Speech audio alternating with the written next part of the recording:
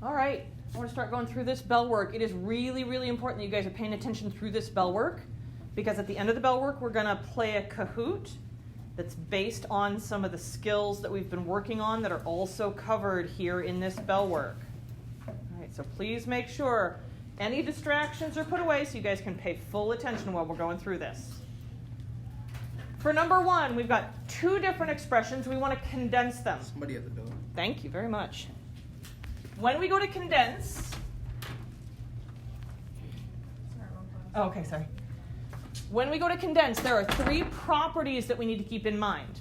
This is true for expanding as well. What are those three properties? One starts with a Q, two start with P's. What'd you say? Quotient, yep. Quotient, that's our Q, and then there's two P's. Power and product. When we are condensing, we're taking it down and putting it into how many logs? Just one log. When I'm condensing things down into just one log, we start with our powers property. What am I looking for to see if something will become a power? Yes, the ones with the numbers that are in front of the log. So right here, this 2 that's getting multiplied to the log, that's going to become a power on the 3. So this is going to be log of 3 squared.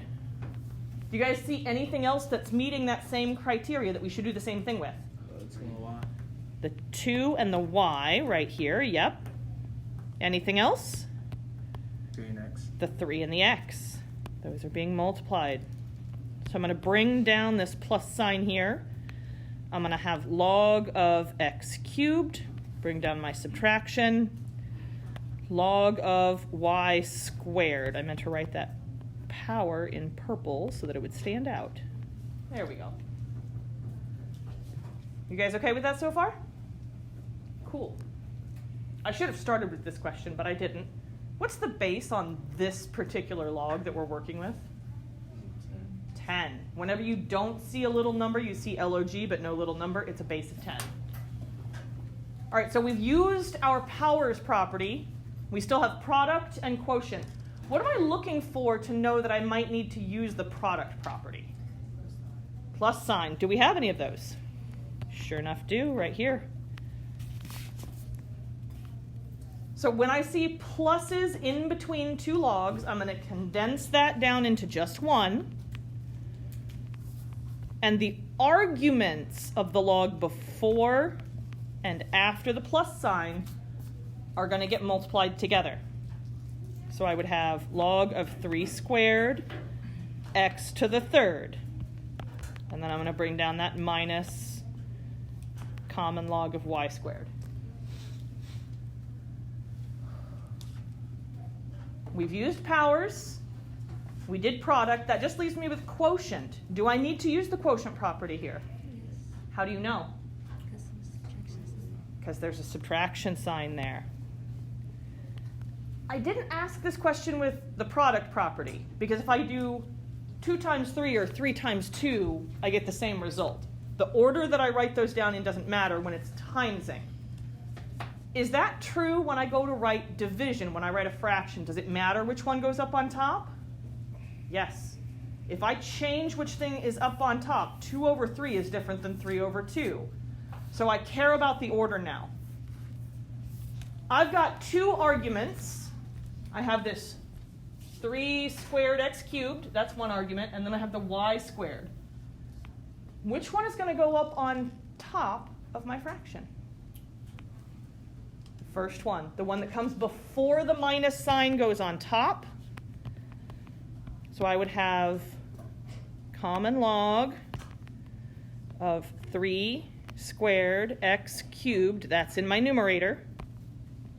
And what would go down in my denominator? Yep, y squared, this part right here. If it comes before the minus, it goes up on top. If it comes after the minus, it goes down on bottom.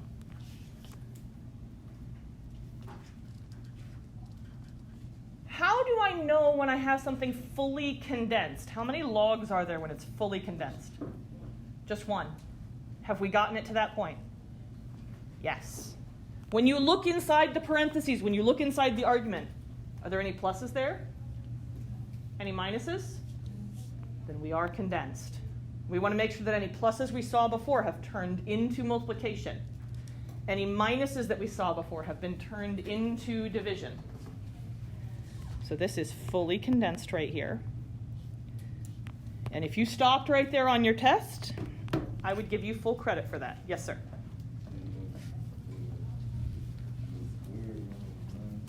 What'd you say? That's exactly what I was going to ask next. It's almost like I told you ahead of time what I was looking for.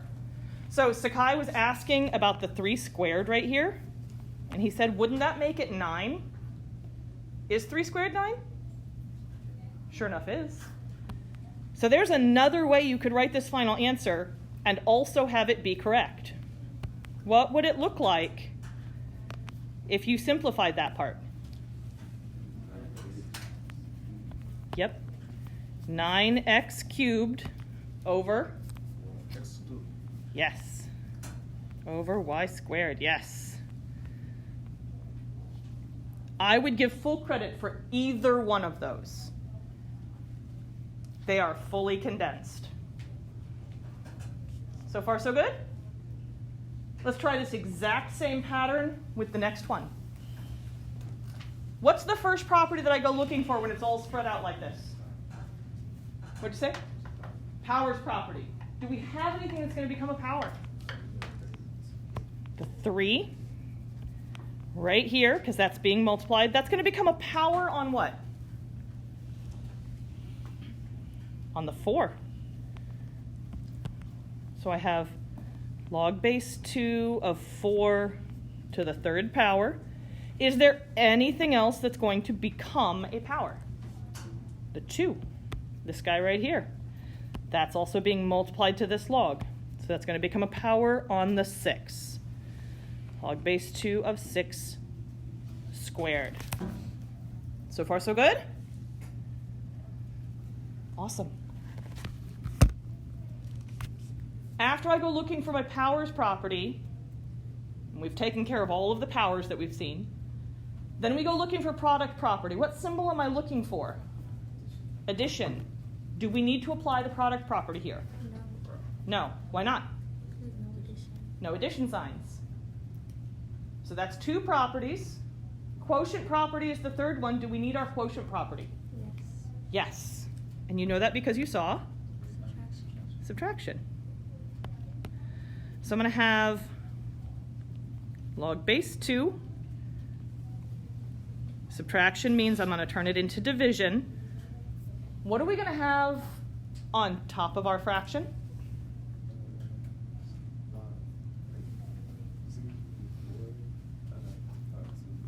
Yep, 4 to the power of 3.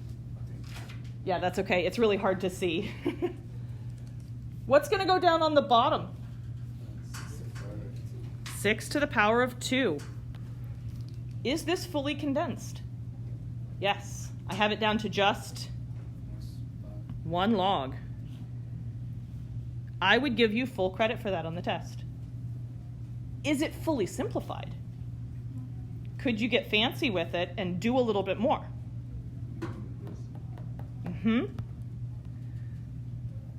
So I'd look at each of those pieces. 4 to the 3rd, I can pop into my calculator, right? 4 times 4 times 4. What is 4 to the 3rd? I thought I heard somebody say it. 64. 6 squared? 36. Could you write it like that on the test and get full credit?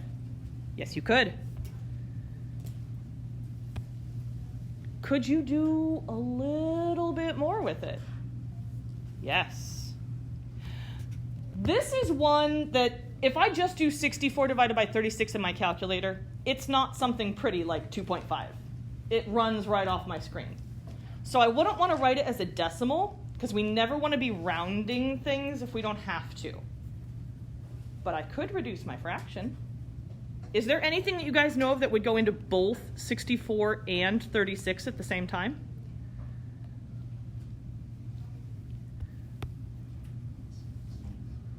6 goes into both of them? I know 6 goes into 36. 8. I know 8 goes into 64. Does 8 go into 36? I love the ideas we're coming up with here. 6 and 8 are great ideas. They're both just a little bit too big. 2 goes into both of them. 4 goes into both of them. When you're reducing fractions, if you're not sure you found the biggest thing, take out what you do know, like a 2, and then see if you could do it again. What is 64 divided by 4? 16. What is 36 divided by 4? 9. I always want to check if I'm reducing fractions to make sure that I'm done reducing at the end. What's everything you know of that goes into 9? 3 and 9 and 1, right? Does 3 go into 16? Does 9 go into 16? So we're fully reduced. Because I know 1 goes into both of them, but if I divide them both by 1, they don't change. So I would accept any of these 3 for full credit. You want to leave it as the one at the top? That's fine. The directions said to condense. The top one is condensed. You want to get fancy and impress me? You can go ahead and simplify your fraction. Do you guys have any questions for me on number 1? We're going to be using these ideas right here in the Kahoot that we're going to play in just a couple minutes. Number 2, completely factor. First thing I always look for when I am factoring. GCF. What is my GCF here? What did you say, Sakai? There isn't one. Why not? I thought 2 went into 8 and 10. Doesn't go into 3. Has to go into every single term I see. In this case, I have 3 terms. I've got this one, and this one. Has to go into all of them. If there were 4 terms, it would have to go into all 4 of those. Okay, so I have no GCF to take out. So now I'm moving on to my x. What goes up on top on the x? A and C. And what do we do with A and C? Multiply them. So A times C. So what number do I put up there? 24. I need 2 numbers that times to 24. What goes down on the bottom? My B term. What's my B term? 10. Multiplies to 24, adds to 10. 6 and 4. Look at you guys go. Can I use my shortcut on this one? Can I just write down x plus 6, x plus 4, and be done? Why not? My A value is not 1. If the coefficient in front of my x squared is a 1, or not there at all, then I can use that shortcut. If the coefficient's not 1, then I need to use my area model. That's the box. Do you guys know why I call it an area model? I'm drawing a rectangle, right? How do you find the area of a rectangle? Multiply length times width, right? In this case, we have the area. We have all the pieces that go inside here, and we are finding the length and the width of this rectangle using what we know about greatest common factors. All right, so I have 8x squared here. I have 3 here. You said 6 and 4. I'm missing something. What do I not have that's important? The x's.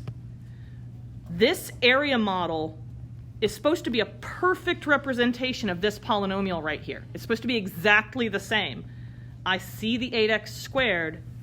I see the 3. To get to the 10x, I add the 4x and the 6x together. That's why it has to have the x's on it. Because otherwise, I combine it with the 3 and I end up with a whole new polynomial. All right, now we're going to compare 2 boxes at a time, and I want to pull out their greatest common factors. Biggest thing that goes into both. 2, anything else they have in common? X. So I have 2x right here. What about down here with 4x and 3? 1 is the biggest thing that goes into it.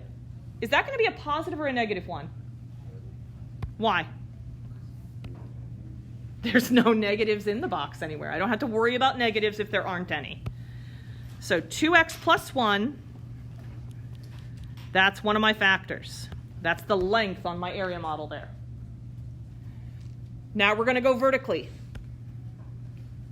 8x squared and 4x. I want the biggest thing that goes into both of those. 4. Anything else? 4x. What about 6x and 3? 3. Positive or negative 3? Positive, for the same reason that we said before. There aren't any minuses in there, so I don't have to worry about negatives. 4x plus 3. There was no GCF, and so that is fully factored. How are we doing so far? Clear as mud? Awesome. Number 3, solve the equation. So that Kahoot that we're getting ready to do uses stuff from number 3 and from number 1. Number 3 is stuff that we started touching on Friday. Friday we kind of ran out of room right at the end of the class period, so I'm really glad these problems showed up here because this gives us another chance to practice. You said Friday I wasn't here. I know, but I do post videos every day, so there is a video up for Friday. When I am solving something, we're always going to work to isolate. My big idea is that I'm solving for x, right? Where is x on this first problem? In the parentheses, right here. What comes right before the parentheses?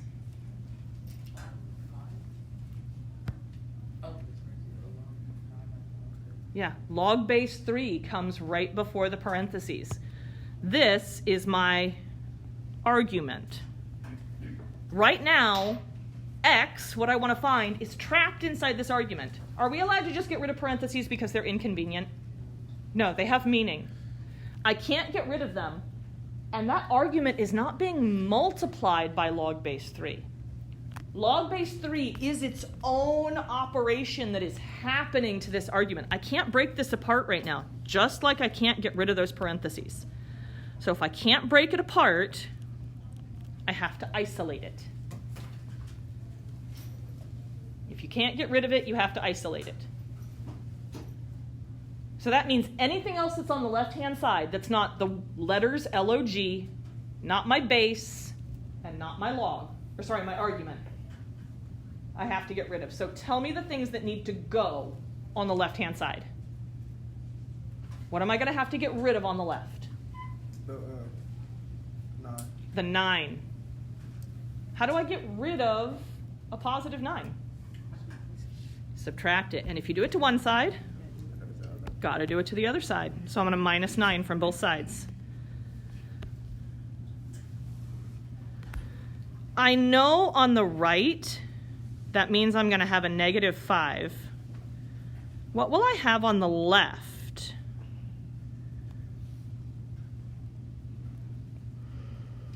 I know on the right, I'm going to have a negative 5. What will I have on the left?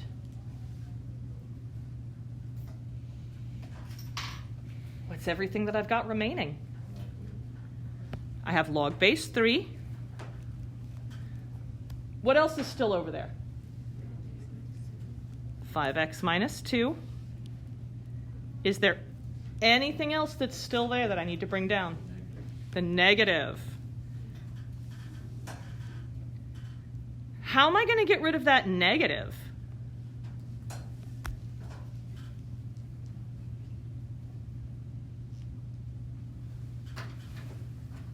How do I get rid of a negative? Yes, sir. Don't you divide it by negative? Yes. This is a negative 1 right here that's being multiplied to my log, so to get rid of it, I'm going to use division. So I'm going to divide both sides by negative 1. I have like no room to write this. So I'd have log base 3 of 5x minus 2 equals positive 5. This reminds reminds me a little bit of the stuff we were doing up on top. Up on top, I had to condense to get it down to just one log. When I look at this right now, do I have just one log and only that one log on one side? Yes. Because remember, a log is the letters LOG, the base, and the argument. You have to have all those pieces together for it to be a log. If you just had LOG hanging out in space, that's just like me putting a plus sign up. You're like, plus what? I don't know, I said plus. Do it. Doesn't make any sense. If I just put +3 up somewhere with no other information, could you do that? No. You have to +3 to something, right? Log base 3 is an operation that is happening to my argument. So I have to have all those parts together. I've isolated my log on the left. It's triangle time. So I'm going to draw a triangle off to the side. My base is what goes down here. What did we say the base of this log was? 3. So I put my 3 right here. My argument goes on the other side of the bottom of my triangle. What is my argument? 5x minus 2. Up on top, I put what? 5. That's my exponent. So I'm going to have 3 to the power of 5. 3 to the power of 5 equals my argument. That's a really messy arrow. I'm trying to say equals this thing down here. So 5x minus 2. This is really important, being able to go from right here to right here. This is our big new skill in this unit. Knowing that I add to undo subtraction and subtract to undo addition, that's old hat. We've done that before. It's still important. Knowing that I multiply to undo division and that I divide to undo multiplication, that's really important. I can't use multiplication to undo a log because a log is talking to me about powers. So to undo a log, I have to use powers. That's why I need my triangle of power here. So I'm going to rewrite it like that. Is there anything here that I could simplify more? 3 to the 5th power. Pop that into your calculators and tell me what you get. We're doing 3 times 3 times 3 times 3 times 3. 3 times itself 5 times. What is 3 to the 5th power? It's pretty big, by the way. 243 is equal to 5x minus 2. Where do I go to from here to get the x all by itself?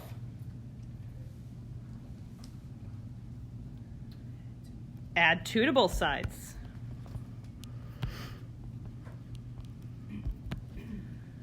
So I have 245 equals 5x. Darius, how do I get the x all by itself now? What do I need to do to get rid of the 5 that's out in front of the x? Divide. So I'm going to divide both sides by 5. And that will give me my final answer for x. My mental math skills are strong, but not that strong. Can somebody tell me what 245 divided by 5 is? 49. There's one last tiny piece I need to know. I need to know whether that is valid or extraneous. How do I decide that? Yes. My argument, the part here inside the parentheses, has to be a positive number. It's not allowed to be 0. It's not allowed to be negative. If I take 49 and I put it in the place of x, and I times that by 5, and then take away 2, do I get a positive or a negative number? Positive number. So x equals 49 is valid. All right. So far, so good? There's one last one that I want to look at with you, and then we're going to do the Kahoot. Last problem over here. What do I do first? I'm sorry, I didn't hear you. Yep, what is our base? E. Natural log has a base of E. Is there anything that I need to get rid of before I use my triangle of power? The 2. 2 right now is being multiplied. Log is not being multiplied, but the 2 is being multiplied to it. So I'm going to divide both sides by 2. What is 7 divided by 2?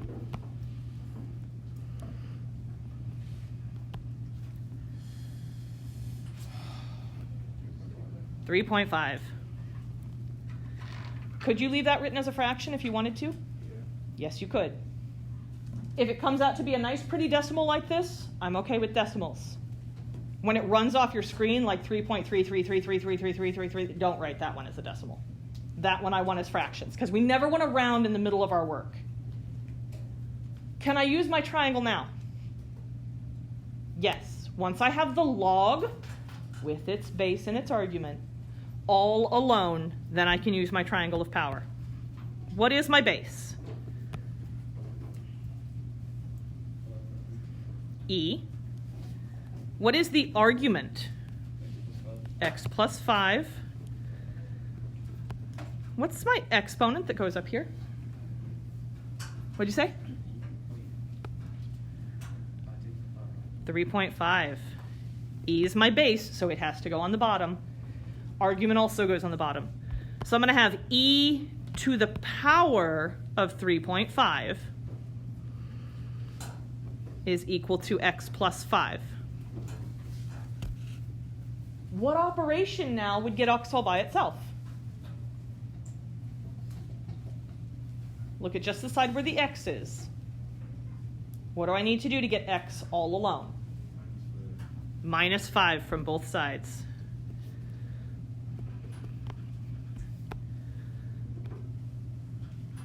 So the exact answer, the answer with no decimals,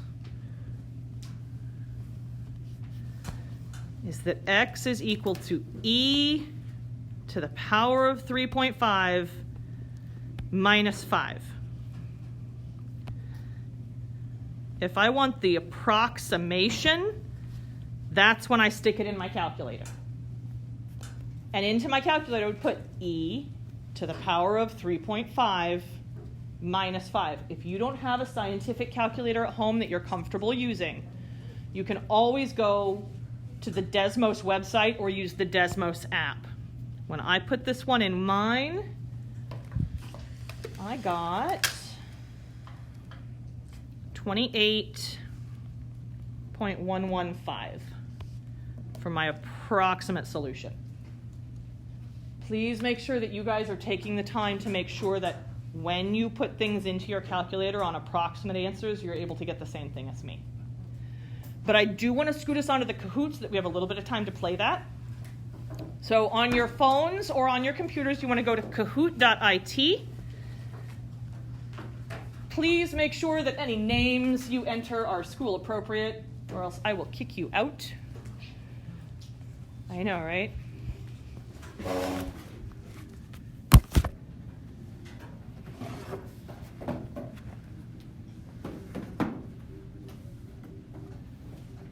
So we are going to be solving logarithmic equations using properties, so things that we just practiced on the bell work together. Kahoot.it. You can either scan the QR code or enter the PIN. Somebody's name is name. That's awesome. It is school appropriate, so I'm going to let it go. Subway. Now I'm hungry. Thanks. You're welcome.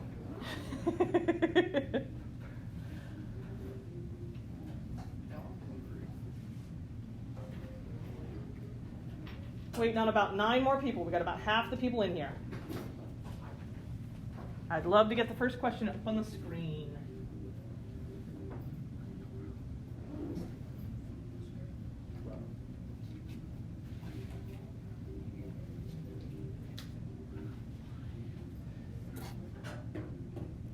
Couple more people, guys. All right.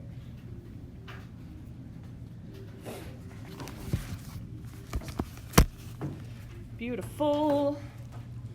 And wait about 30 more seconds and then we're going to get started. If you're still waiting to join, hopefully we can get you in here quickly. We lost somebody. Oh, I have a smiley face. You will want scratch paper out for this. You're probably going to want a calculator too. You're welcome to use your Bell work pages because there's 2 days this week that we're not using. I'm going to go ahead and get us started. If you are still waiting to join, you should still be able to do that. First question. 5 questions total. I want you to solve this for x. Think about your properties. Product, quotient, powers.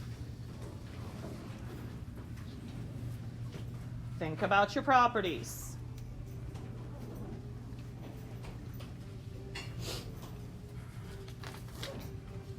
Triangle of power is going to need to be used as well.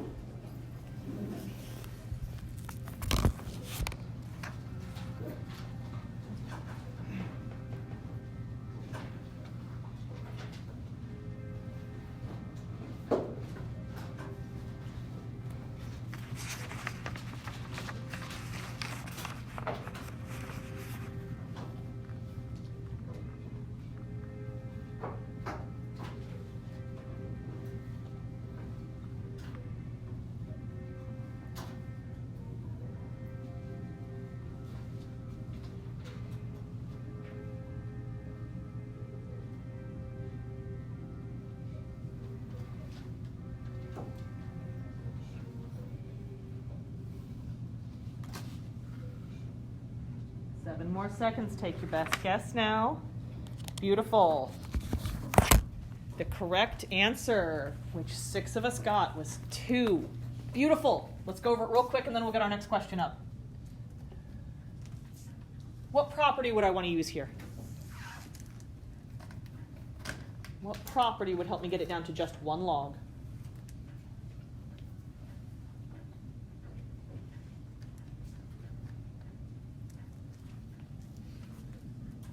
I want to get rid of this, so I have just 1 log. What property gets rid of that? Product property. Log base 2, I'm going to multiply my 2 arguments together. So this would become log base 2 of 4x equals 3. Once I get it down to just 1 log, if x is in my argument, I'm thinking triangle of power. What's my base? 2. What's my argument? What goes up here? 3. So I'm going to have 2 to the power of 3 is equal to my argument of 4x. What's 2 to the 3rd power? 2 times 2 times another 2. 16. Close. 8. You did it to the 4th power. 8 equals 4x, and then I divide both sides by 4. And that's how we got x is 2. So far, so good? Cool. Let's do another question. Check out our leaderboard first. Nice job. Question number 2. Grab your scratch paper. Very similar idea as before. What property would help you? That's my hint. Very similar to the previous problem. What property would help you?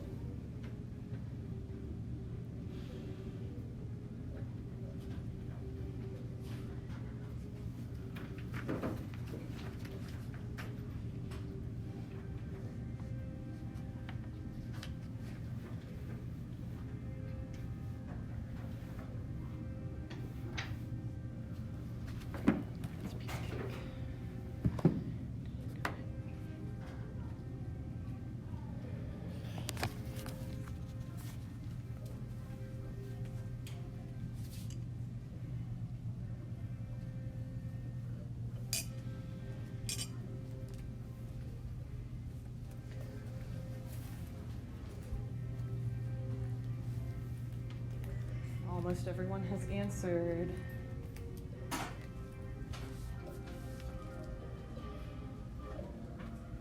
Beautiful. Correct answer was 300. Property that I'd want to use this time is which one? Quotient. So I would have log of x over 3 equals 2. Triangle of power, what's the base? 10. What's the argument? X over 3. And up on top, the exponent is what? 2. So I'm going to rewrite this as 10 to the power of 2 equals x over 3. Well, what is 10 squared? 100. How do we undo division? With multiplication. So we'd multiply both sides by 3. And that's how we get that x is 300. So far, so good? I think we have time for one more before the bell. Let's try it. Check out our leaderboard. Last question. Not too bad, honestly.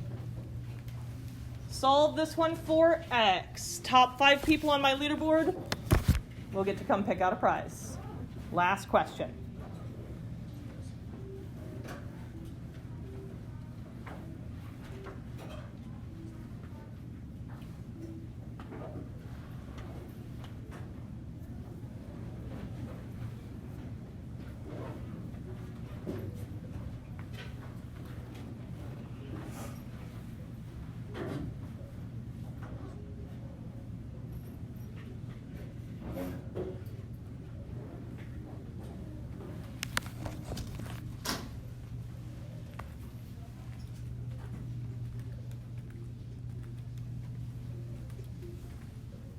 Done.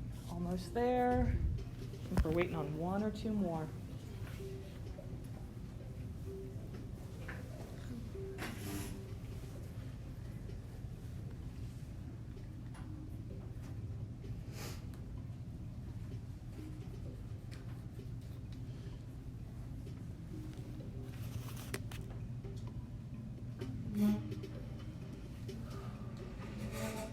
Taking it down to the wire. Beautiful work. Correct answer was 5/4. Unfortunately, I don't have time to go through those all. However, if your name is on the leaderboard, you can come and pick out a prize. Also, if you are a junior, tomorrow you need to come to the building. If you have a school-issued Chromebook, you need to bring that with you along with the charger. Charge it tonight, bring the charger with you. Have a good one, guys. You do have a video tomorrow. Homework 2 is due tomorrow morning. We'll pick up here on Friday. Have a good one, everybody. Bye, Anaya.